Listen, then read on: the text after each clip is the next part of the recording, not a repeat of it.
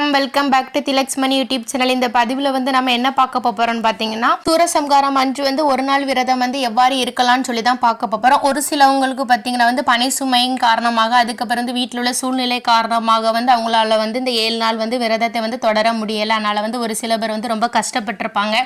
என்னால் வந்து விரதம் தொடங்க முடியலையேன்னு சொல்லிட்டு நீங்கள் யாருமே கஷ்டப்படாதீங்க, கவலைப்படாதீங்க.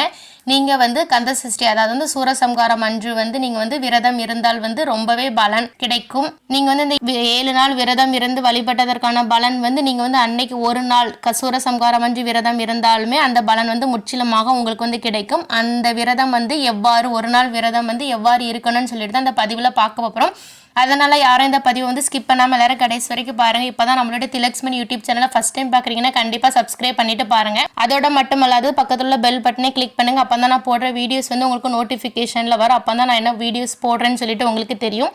நம்மளுடைய திலக்ஸ்மணி யூடியூப் சேனலில் வந்து பக்தி சம்பந்தமான பல பதிவுகள் வந்து போடப்பட்டு வருது. அதனால் சப்ஸ்கிரைப் பண்ணி வச்சுக்கிடுங்க. வாங்க இப்போ நம்ம வீடியோக்குள்ளே போகலாம். 2025ஆம் ஆண்டு அக்டோபர் மாதம் வந்து மகா கந்த சஷ்டி விரதம் வந்து ஆரம்பிச்சு வந்து நல்லபடியாக போயிட்டு இருக்கு. ஒவ்வொருத்தவர் வந்து ஒவ்வொரு மாதிரி வந்து விரதம் இருந்திருப்பாங்க.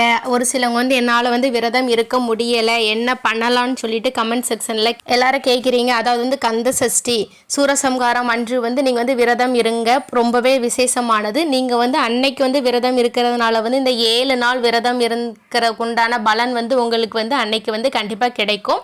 அந்த விரதம் வந்து, அதாவது வந்து சூரசம்ஹாரம் வந்து என்னைக்கு நடக்கும்னு பார்த்தீங்கன்னா, நம்மளுடைய திருச்செந்தூர் அருள்மிகு சுப்பிரமணிய சுவாமி திருக்கோவிலில் ஜெயந்திநாதர் கடற்கரையில் வச்சு அக்டோபர் 27, தமிழுக்கு பார்த்தீங்கன்னா ஐப்பசி 10 திங்கட்கிழமை அன்று தான் சூரசம்ஹாரம் வந்து நடைபெறுகிறது. இன்னைக்கு வந்து நீங்கள் வந்து கந்த சஷ்டி விரதம் இருந்து வந்து முருகப்பெருமானை வழிபாடு செய்யுங்கள், ரொம்பவே நல்லது. எப்படி வந்து நீங்கள் வந்து அன்றைக்கி வந்து வழிபாடு செய்யணும்னு சொல்லி பார்த்து, அதுக்கு கந்த சஷ்டிக்கு முந்தின நாள் வந்து வீடு எல்லாமே கழுவி நல்லா சுத்தபத்தமாக வச்சுக்கிடுங்க. பூஜை அறையெல்லாம் க்ளீன் பண்ணிடுங்க. பூஜை அறையில் உள்ள பூஜை சாமான்கள் எல்லாத்தையுமே கழுவி சுத்தப்படுத்தி வைத்து, சந்தன படத்திற்கெல்லாம் வந்து சந்தன குங்குமம் பொட்டு வைத்து விடுங்கள். அடுத்த நாள், அதாவது வந்து சூரசம்ஹாரம் அன்று வந்து காலையிலே பிரம்ம முகூர்த்தத்தில் எழும்பி நல்லா குளித்து சுத்தபத்தமாக இருந்துட்டு வாசல் பெருக்கி தொளிச்சு நல்லா கோலம் போட்டுட்டு, முருகப்பெருமானுடைய படம் வந்து எல்லார் வீட்லையும் இருக்கும்.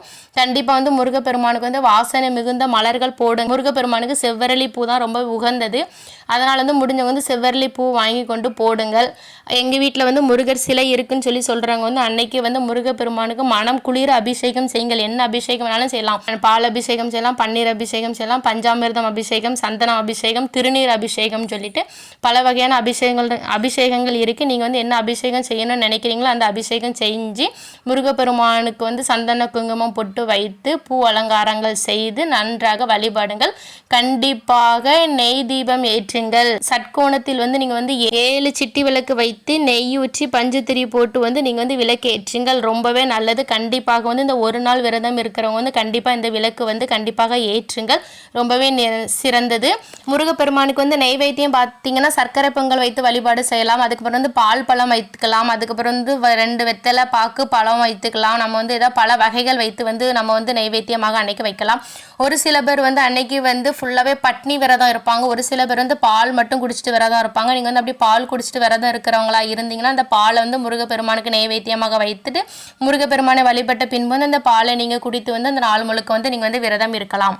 ஆனால் முடிஞ்சவங்க வந்து இந்த சூரசம்ஹாரம் அன்று வந்து கண்டிப்பாக வந்து பட்னி விரதம் இருக்க பாருங்கள், ரொம்பவே விசேஷமானது. இந்த நிகழ்ச்சி வந்து திருச்செந்தூரில் தான் நடைபெறும். முடிஞ்சவங்க வந்து அங்கே செஞ்சு பாருங்கள். எனக்கு வந்து அங்கே போக முடியலன்னு சொல்கிறாங்க. வீட்டிலேயே தொலைக்காட்சியிலே லைவாக போடுவாங்க, நீங்கள் வந்து அதில் பாருங்கள். கந்த சஷ்டி விரதம் இருந்து வந்து முருகப்பெருமானை வழிபாடு செய்யும் போது கண்டிப்பாக வந்து கந்த சஷ்டி கவசம் பாடுங்கள், ரொம்பவே நல்லது. எனக்கு பாட தெரியாது, படிக்க தெரியாதுன்னு சொல்கிறவங்க வந்து எல்லார் கையிலையும் மொபைல் இருக்கும். மொபைல் இல்லாதவங்க யாருமே கிடையாது. அதனால் கண்டிப்பாக வந்து கேளுங்கள், ரொம்பவே நல்லது. அதுக்கப்புறம் பார்த்தீங்கன்னா உங்களுக்கு வந்து வேல்மாறல் தெரியணும், வேல்மாறல் படிக்கலாம். உங்களுக்கு முருகப்பெருமானுடைய என்னென்ன திருப்புகள் தெரியுமோ அது எல்லாமே பாடலாம். ஆனால் முக்கியமாக வந்து ஓம் சரவணபவ, ஓம் சரவணபவ, ஓம் சரவணபவன் சொல்லிட்டு காலையில் 108 முறையிலும் மாலையிலும் 108 முறையிலும் சொல்லுங்க. அது வந்து ரொம்பவே நல்லது. நீங்கள் வந்து இவ்வாறு சொல்றதுனால வந்து முருகப்பெருமானுடைய அருளை வந்து முற்றிலுமாக வந்து நீங்கள் பெற முடியும். முடிஞ்சவங்க வந்து ஓம் சரவணபவ, ஓம் சரவணபவன் சொல்லிட்டு 108 முறை எழுதுங்க, ரொம்பவே நல்லது. நீங்கள் வந்து எந்த விரதம் மேற்கொண்டாலும் சரி கண்டிப்பாக தண்ணீர் குடிங்கள். தண்ணீர் குடிப்பது வந்து ரொம்பவே நல்லது. உங்கள் உடம்புக்கு வந்து நீர் சத்து தேவை. நீங்கள் வந்து உங்களோட உங்களோட உடம்புல வந்து நீர் சத்து இருந்தால் மட்டுமே வந்து நீங்க வந்து தெம்பாக வந்து விரதம் இருக்க முடியும். அதனால வந்து கண்டிப்பா வந்து உங்களுடைய உடல் நலத்தையும் வந்து கருத்தில் கொண்டு தண்ணீர் வந்து நன்றாக குடியுங்கள். இந்த ஒரு நாள் வந்து கந்தசஷ்டி விரதம் கடைபிடிப்பவர்கள் வந்து அடுத்த நாளும் வந்து தொடருங்கள். ஏன்னா வந்து அடுத்த நாள் வந்து செவ்வாய்க்கிழமை தான். அதனால யாரும் வந்து அசைவ உணவு சாப்பிட மாட்டோம். செவ்வாய்க்கிழமை தான் திருச்செந்தூர்ல வந்து சூரசம்காரம் முடித்த அடுத்த நாள் வந்து திருக்கல்யாணம் நடைபெறும். வள்ளி தேவசேன திருக்கல்யாணம் நடைபெறும். அதனால வந்து அன்னைக்கு வந்து திருக்கல்யாணம் முடிந்த பின்பு வந்து நீங்க வந்து விரதத்தை வந்து கைவிடுங்கள். அது வந்து ரொம்பவே நல்லது. இவ்வாறாக தான் வந்து அந்த ஒரு நாள் கந்தசஷ்டி விரதம் வந்து இருக்கணும். ஓகே ஃப்ரெண்ட்ஸ், இந்த வீடியோ உங்க எல்லாத்துக்கும் பிடிச்சிருக்கும்னு நினைக்கிறோம். உங்க ஃப்ரெண்ட்ஸ் எல்லாருமே இருக்கணும்னு நினைப்பாங்க. அதனால கண்டிப்பாக உங்க ஃப்ரெண்ட்ஸ்க்கும் இந்த வீடியோ ஷேர் பண்ணுங்க. உங்க ஃபேமிலிஸ்ல உள்ளவங்களும் கந்தசஷ்டி விரதம் இருக்கணும்னு நினைப்பாங்க, அவங்களுக்கும் ஷேர் பண்ணுங்க, சப்ஸ்கிரைப் பண்ணுங்க. அண்ட் தேங்க்யூ ஃபார் யுவர் வாட்சிங். இனி அடுத்து இதே மாதிரி ஒரு நல்ல பதிவில் சந்திக்கலாம். நன்றி, வணக்கம்.